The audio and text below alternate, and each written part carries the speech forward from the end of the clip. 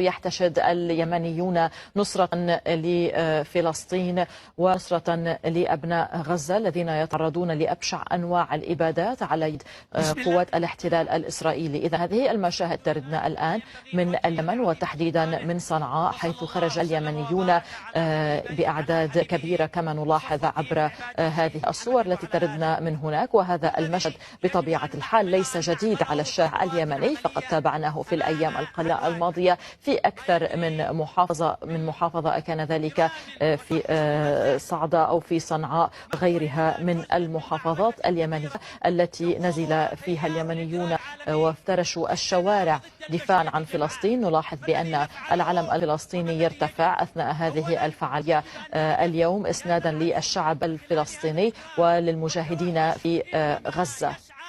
لترفيع الأبطال في غزة الذين كشفوا ضعف هذا العدو وهشاشة هذا العدو، وكأنما هم تفسير لقول الله جل وعلا: وقل جاء الحق برجاله وأبطاله وزهق الباطل في غلاف غزة وفي فلسطين المحتلة. عندما تقدم الأبطال وهاجموا أكبر فرق الإجرام والتوحش وأكثرها تسليحا وتدريبا